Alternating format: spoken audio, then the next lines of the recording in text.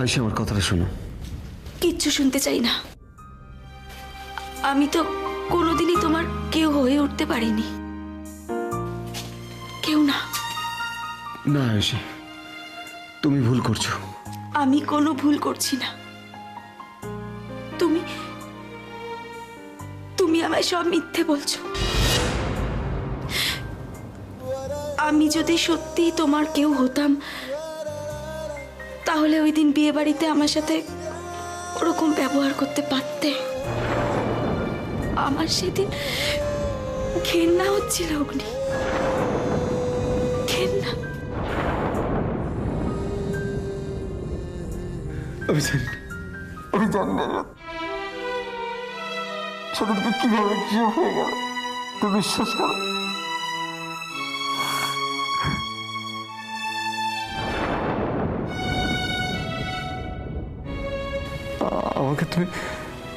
আমাকে তুমি ক্ষমা করে দাও আয়ুষী।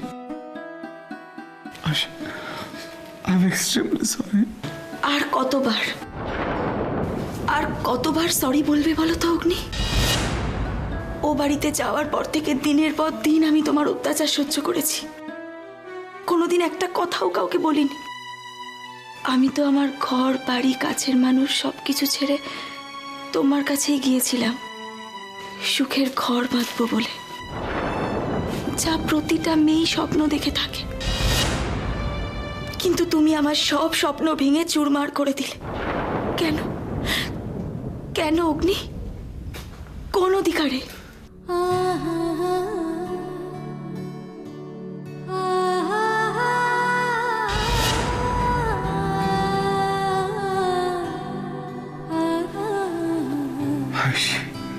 অগ্নি, আমার বাবা আর কোনোদিনও ফিরে আসবে না। আজ আমি আমার মায়ের সাথে তোমার জন্য লড়ছি। কেন জানো? কারণ আমার মন বলছে তুমি নির্দোষ। আমার মন বলছে তুমি খুনি নও, তুমি খুন করতে পারো না। Please Agni, please, for God sake, তুমি একটু সহযোগিতা করো আমার সাথে। তুমি বলো, সত্যি করে বলো, সেদিন রাতে কি হয়েছিল? কেন তুমি সেদিন নার্সিংহোমে গিয়েছিলে? বলো অগ্নি, বলো, না হলে এরপর অনেক দেরি হয়ে যাবে। আমি কি করব তখন? আমার তো তুমি ছাড়া আর কোনো যাওয়ার জায়গা নেই।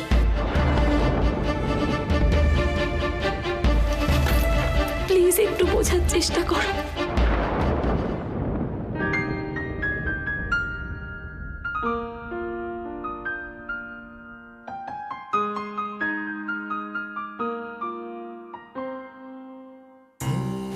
তুমি বোধহয় অগ্নিসাক্ষী রেখে বিয়ের সব মন্ত্র ভুলে গেছো।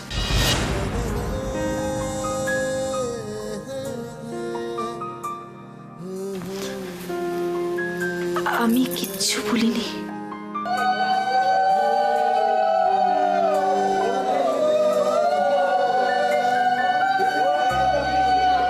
চার পাকে বলেছিলাম তুমি আমাকে যেখানে যেভাবে রাখবে আমি তোমার সাথে ছায়ার মতো থাকব।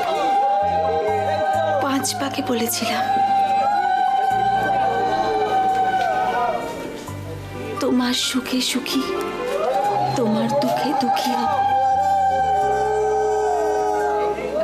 ছয় পাকে বলেছিলাম জো মেলে আমি তোমার আগে যাব। আজ থেকে তোমার সব বিপদ আমার। আর সাত পাকে বলেছিলাম আমার অস্থি মজ্জায় শুধু তোমার অধিকার।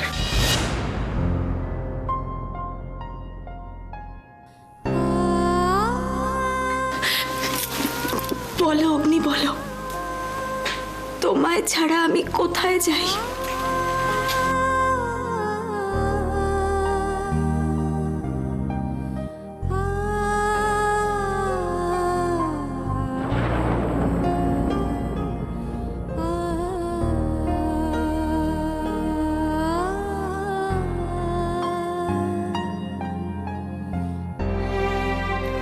ম্যাডাম চলুন চলুন ম্যাডাম, সময় হয়ে গেছে।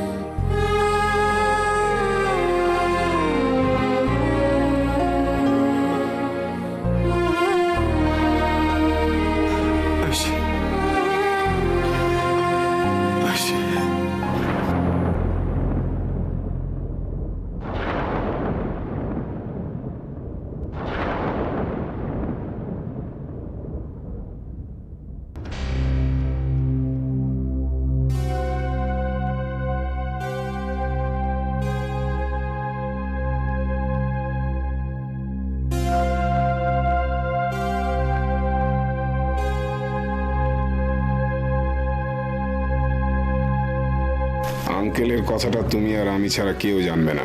কিন্তু অ্যাকশন প্ল্যান নাম্বার 2, তোমাকে অগ্নির পাস্ট ডিটেইলটা জানতে হবে। প্লিজ বলো, চুপ করে থেকো না। আমি তো তোমাকে বললাম আয়ুষী, অন্য কারোর ক্ষতি হতে দিতে পারি না।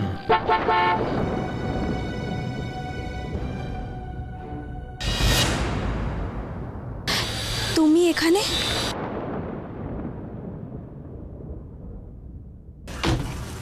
কি চমকে গেলে? না, আমি জানতাম তুমি আসবে।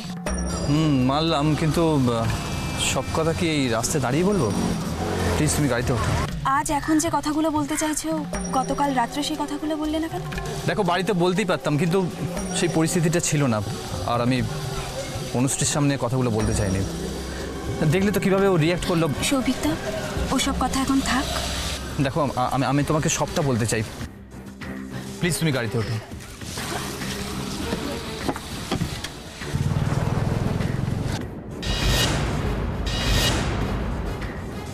দাঁড়িয়ে থেকো না, প্লিজ ওঠো, প্লিজ।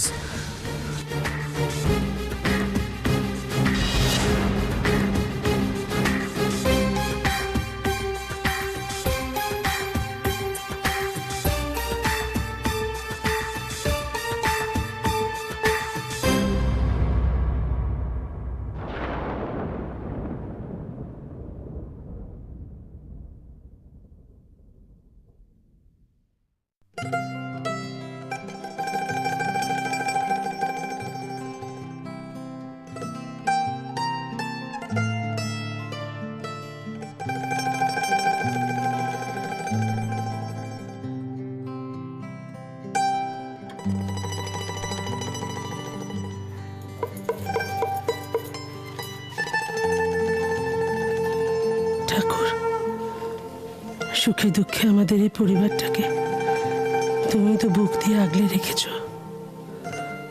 আমার উপটাকেও তুমি দেখো, ওর বুকের ভেতরে যে আগুন জ্বলছে তাকে শান্ত করো ঠাকুর। প্রার্থনার বহর দেখো না, মায়ের কাছে কিছু চাইতে পারলেই খুশি। জন্ম ভিখিরি সবকটা। মেয়েটাকে একটু স্বস্তি দাও, আমার দিদি ভাইকে শক্তি দাও, ও যেন জীবনের সব বাধা বিপত্তি পেরোতে পারে, তোমার প্রতি অচল অটুট বিশ্বাসে যেন এগিয়ে যেতে পারে। যে কি আর কিছু পাওয়া যায়, কেড়ে নিতে হয়, যেমন আমি নিচ্ছি। আয়ুষী যেন ভালো থাকে মা, অপু যেন ভালো থাকে। আমার ছেলে মেয়ে দুটো তুমি মঙ্গল করো, ওদের মধ্যে স্থির করো মা, ওরা যেন মানুষের মতো মানুষ হতে পারে, এবাড়ির আর সকলের মতো মাথা উঁচু করে বাঁচতে পারে ঠাকুর। এবাড়ির সবকটা মানুষ যেন তাদের কর্মের ফল ভোগ করে মা। এবাড়ির সুখ শান্তি আনন্দ অহংকার একেবারে যেন ছাড়খাড় হয়ে যায় মা। মা, ও মা, কোথায়? এই যে বলছি, বাড়ি থেকে কি চায়ের পর্ব উঠে গেল? তা কেন, দাঁড়া দিচ্ছি, এই তো জল চাপালাম। তবে মা, তোমরা যাই করো আর নাই করো, চায়ের ব্যাপারে কিন্তু তোমরা টোটাল ফেলিওর। আরে বাবা, চা করতো আমার জেঠি, আরে মুখে দিলেই যেন অমৃত। মায়ের কাছে মাসির গপ্প হচ্ছে, তাই তো? ও হ্যাঁ রে, সুজনের কাছে শুনলাম কেসটা নাকি দু একদিনের মধ্যে কোর্টে উঠছে আবার। ও সন্দীপ, তোর বাবাকে একটু সামনে রাখিস।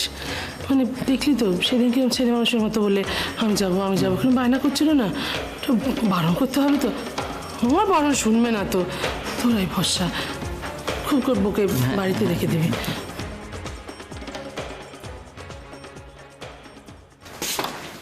বৌদি চা দাও। এই যে লবাবপুত্তর এল।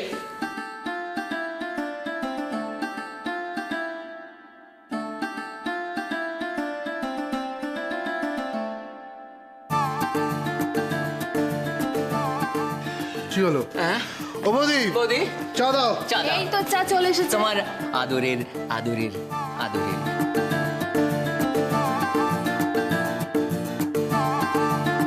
ঠিক আছে, তুমি ধরো তো। কি হলো? আচ্ছা ধরো না, ধরো না। এই চাটা দাও। হ্যাঁ, চাটা। শোনা আগে কি হলোটা কি? চাটা দেবে তো? গালটা দেখো, কি গালটা দেখো। কি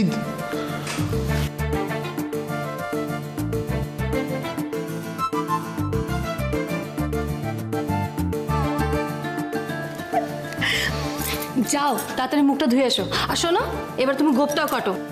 যাও যাও। হ্যাঁ গো হ্যাঁ, গোপ। আমি জানতাম গোপ বলেই গোপ বলে আকাশ থেকে টপ করে তিনি পড়বেন। আচ্ছা, তোর মনে হয় না কতদিন বিয়ে হয়েছে তোর বল? হ্যাঁ, কেন? তোর মনে হয় না যে এই খোঁচা গোপ নিয়ে এখানে সব বলে বোঝাতে হবে? যা গিয়ে গোপটা কেটে আয়, যা। যাও যাও যাও, দেরি তারপর করো না, যাও। তোরা হাসবি না তো? সেটা ভেবে দেখবো, যা। হাসবো না, যাও যাও তো।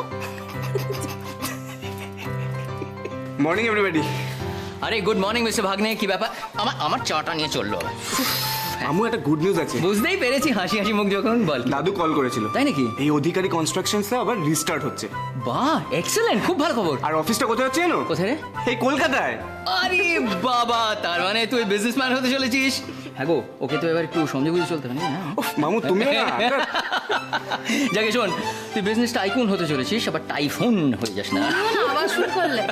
শোন না, বলছি যে তুই তো আমেরিকা দিকে এমবিটেক করে এসছিস, তাহলে সেটা কাজে লেগে যাবে। হ্যাঁ, এটা খুব ভালো হলো বল, যোগাযোগটা।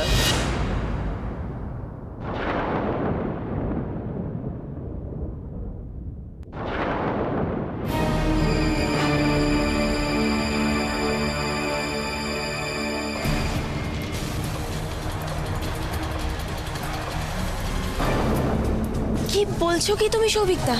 ঠিকই বলছি, শুধু অ্যাক্সিডেন্ট নয়, তোমার মামার বিয়েটাতে অগ্নিকে আমি ফোন করে ডেকেছিলাম নার্সিংহোমে। তার কারণ আমি ওকে বারণ করেছিলাম। অ্যাকচুয়ালি সেদিন রাতে আমি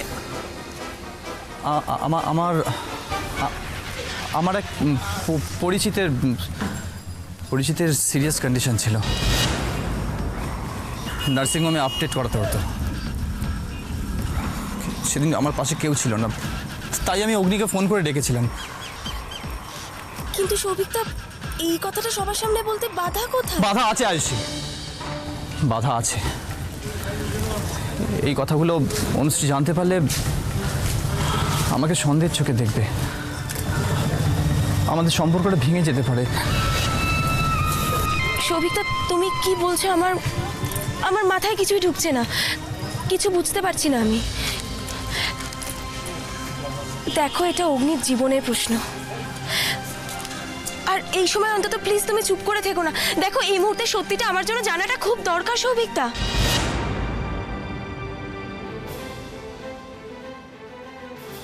প্লিজ।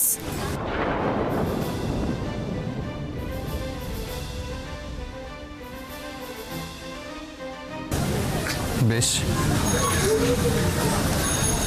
বলছি।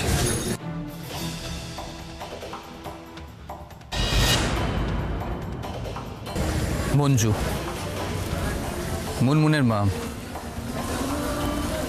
আমরা দুজনে একই সাথে একই কলেজে পড়তাম। সেখানে পরিচয়, তারপর বন্ধুত্ব, তারপর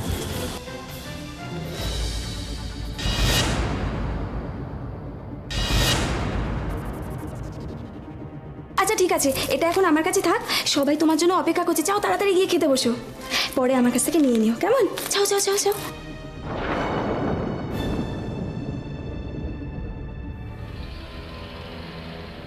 এসবের মানে কি? কে এই মিষ্টি মা? মুনমুনের সাথে এর কিসের সম্পর্ক? মুনমুনকে বোর্ডিংয়ে রেখে আসা ছাড়া আমার কাছে আর কোনো উপায় ছিল না। স্ত্রী ওকে মন থেকে মেনে নিতে পারছিল না, আর তার আঁচ ক্রমশ আমাদের সম্পর্কে এসে লাগছিল। পালিয়ে যাচ্ছ তাহলে? এত বড় একটা গল্প বলতে পারলে, কিন্তু আমার কটা প্রশ্নের উত্তর নেই তোমার কাছে। ঝটপট রেডি হয়ে নাও। আমরা কি কোথাও যাব? আমি, তুমি, মা তিনজনেই যাব। আমরা কেউ কোথাও যাচ্ছি না মুনমুন। মিষ্টি মা বলতো আমার ছেড়ে কোথাও যাবে না, তারপর চলে গেল একদিন। আচ্ছা সৌভিকদা, আজকে এখন আমাকে যে কথাগুলো বললে সেটা দিদিভাইকে কোনোদিনও বলেছো? বলেছি। কলেজ থেকে একবার ট্রেকিংয়ে গিয়েছিলাম পাহাড়ে। সেবার পাহাড়ে শুরু হলো প্রচণ্ড দুর্যোগ। আমাদের দলে অনেকে মারা গেল। আমি আর মঞ্জু ছিটকে গেলাম দল থেকে। প্রায় 7 দিন আমরা একসাথে মৃত্যুকে খুব কাছ থেকে দেখেছি। প্রতিটা মুহূর্তে মৃত্যুকে ফেস করেছি। কেউ কোথাও নেই। সব বাধা, সব আইন, সব শিক্ষা দীক্ষা সমস্ত কিছু মিথ্যে হয়ে গেছে। বেঁচে থাকাটাই যখন দুঃস্বপ্নের মতো, তখন দুজনের আশ্রয় বাঁচতে চেয়েছিলাম। একে অপরকে আঁকড়ে ধরে বাঁচতে চেয়েছিলাম। তোমাদের দুজনের মধ্যেকার দূরত্বটা আমি লক্ষ্য করেছি। ইনফ্যাক্ট একবার নয়, একাধিকবার। আসলে সৌভিকদা, সেই সময় আমি এমন পরিস্থিতির মধ্যে ছিলাম যে তোমাদের সাথে এই বিষয়ে কোনো কথা বলে উঠতে পারিনি। কিন্তু আজ আমি বুঝতে পারছি কেন আমার সব প্রশ্নের উত্তরে অগ্নি চুপ করে থেকেছে। কিছু বলবে বলেও বলে উঠতে পারিনি। আজ আমার প্রথমবার নিজেকে অগ্নির স্ত্রী ভেবে গর্ববোধ হচ্ছে। সত্যি বলছে হাসি? অগ্নি শুধু আমাকে বাঁচানোর জন্য নিজে খুনের দায় মাথায় নিয়েছে। ওর কাছের লোকেরা ওকে ভুল বুঝেছে, অপদস্থ করেছে। আর সে দিনের পর দিন আমার অপরাধ বোধের মাত্রাটা বেড়েই চলেছে। আমি আর সহ্য করতে পারছিলাম না। সবার সামনে কোর্টে সমস্ত কথা বলে দিলাম, কিন্তু তারপরেও অগ্নি না।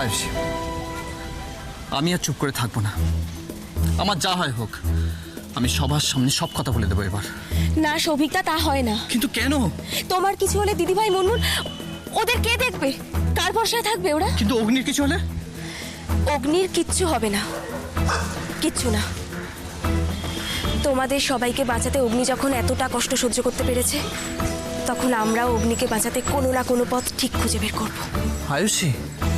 না সৌভিকদা, এই প্রথমবার আমি অগ্নির লড়াইয়ে সামিল হওয়ার সুযোগ পেয়েছি। ওর এতদিনের স্যাক্রিফাইস, এতদিনের সাফারিং আমি কিছুতেই মিথ্যে হয়ে যেতে দেব না, কিছুতেই না। কি দেখালি আমাকে আজ? জামাই আর বৌমা একসাথে রাস্তায় এত গডে হয়ে কি এমন পীড়িতের কথা বলছে রে মা?